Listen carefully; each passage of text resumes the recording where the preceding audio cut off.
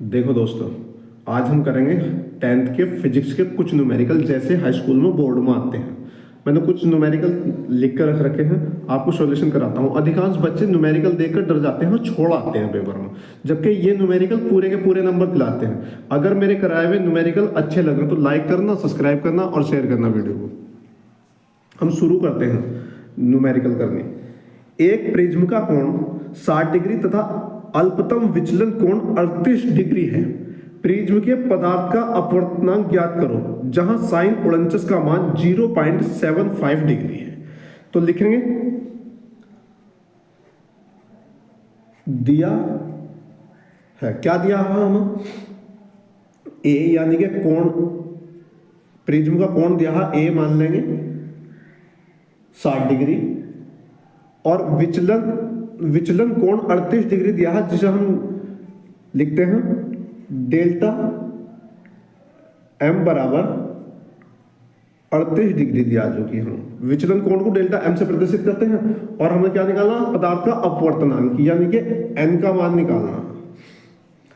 तो प्रिज्म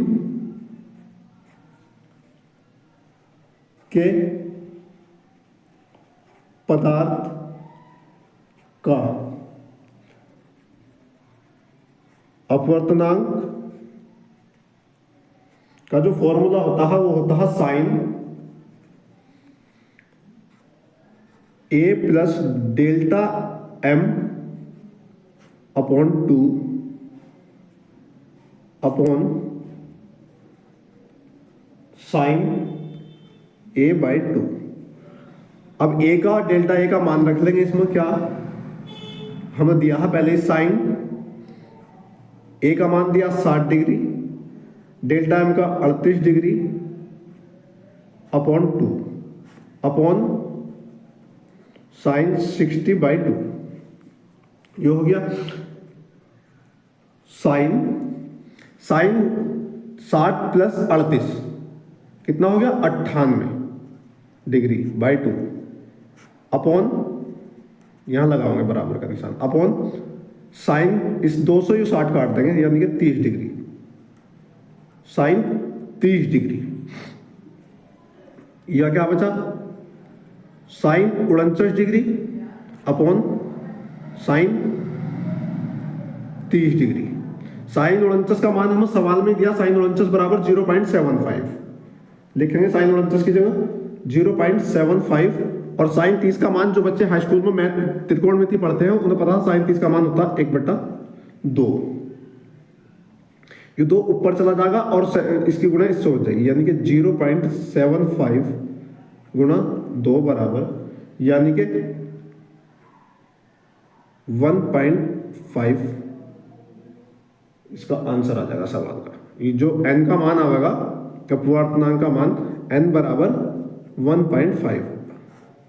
इतना अपवर्तनांक होगा इस कोण का। अगला सवाल देखेंगे, 20 सेंटीमीटर फोकस दूरी वाले अवतल लेंस के सामने लेंस से 30 सेंटीमीटर दूरी पर रखी वस्तु के प्रतिबिंब की स्थिति ज्ञात कीजिए।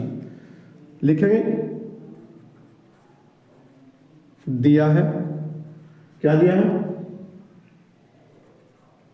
लेंस की फोकस दूरी f बराबर -20 सेंटीमीटर, लेंस से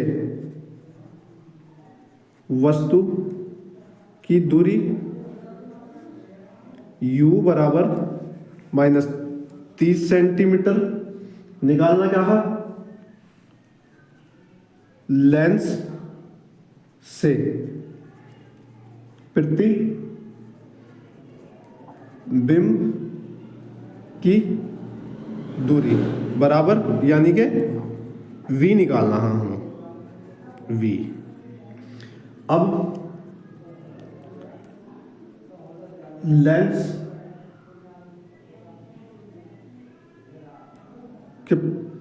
का सूत्र क्या होता है इसका, 1/f बराबर 1 U माइनस 1/V।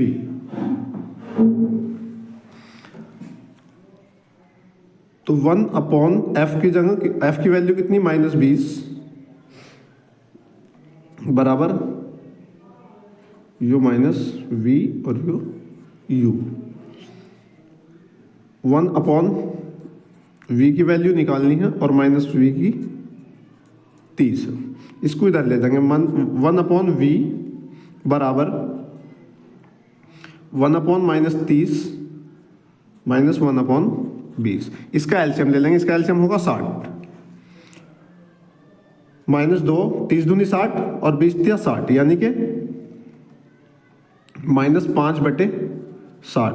12 पंजे 60, यानी कि 1/12 माइनस के, सही से लिख लेंगे, सॉरी, बराबर 1/12 माइनस के, यानी कि इतने सेंटीमीटर होगी। तो हम इसको क्या लिखेंगे, प्रतिबिंब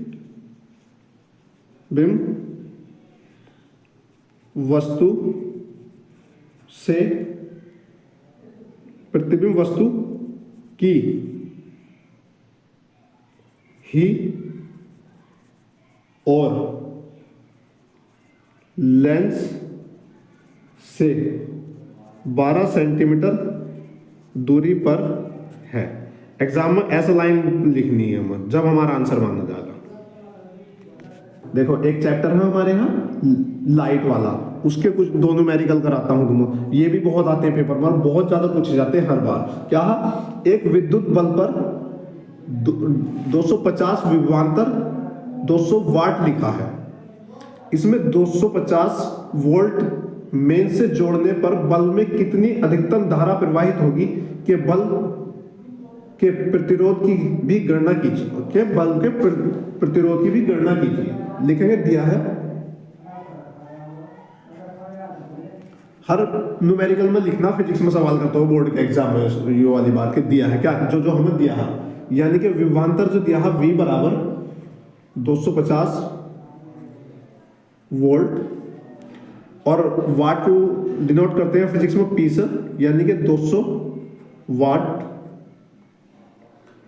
तो बल्ब का प्रतिरोध निकालेंगे। दो चीज दे रखी है, बल्ब का प्रतिरोध निकालेंगे, क्योंकि प्रतिरोध की गणना करनी, धारा निकालने के लिए हमें R की जरूरत पड़ेगी, जिससे हम प्रतिरोध निकालेंगे। पहले बल्ब का प्रतिरोध R बराबर V²/P। R बराबर V की वैल्यू हमारे पास कितनी दे रखी, 250। स्क्वायर तो 2 बार गुना कर देंगे, 250। P कितना दिया, 200। इस जीरो से वाली जीरो काट दी, इस जीरो से वाली जीरो काट दी। 25 की 25 से गुना करेंगे तो 625 अपॉन 2। 2 से भाग देंगे तो कितना होगा, 2 तिया 6, 2 एकन 2, 2 दूनी 4, 2 पंजे 10। इतने ओम का प्रतिरोध होगा साहब इसके अंदर धारा के। तो क्या करेगा, धारा कितनी अधिकतम धारा प्रवाहित होगी, तो हम लिखेंगे 250 वोल्ट के मेंस से जोड़ने पर बल्ब में अधिकतम धारा I बराबर V/R। V की वैल्यू कितनी निकाल दी, V की वैल्यू कितनी, 250। प्रतिरोध कितना निकाला हमने, 312.5। दशमलव हटाएंगे, ऊपर जीरो बढ़ा देंगे। 25 से काटेंगे, 25 इकन 25, 25 इकन 25, 25 दूनी 50 और 25 पंजे 125।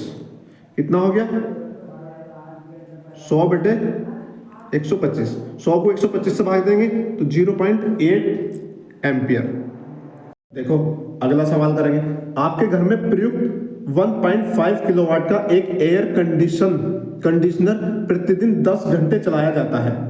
प्रति माह यानी कि 30 दिन खर्च होने वाले विद्युत ऊर्जा का मूल्य ज्ञात करो यदि प्रति यूनिट विद्युत मूल्य 7 रुपए हो। यानी कि एक यूनिट का मूल्य अगर 7 रुपए हो तो 30 दिन में कितनी यूनिट बिजली खर्च हो जाएगी तुम्हारे घर में। अगर आपके घर मीटर जो है, या मीटर में जो आपने एयर कंडीशन यानी कि एसी जो लगा रखी, अगर वो 1.5 किलोवाट की है तो लिखेंगे दिया, क्या दिया,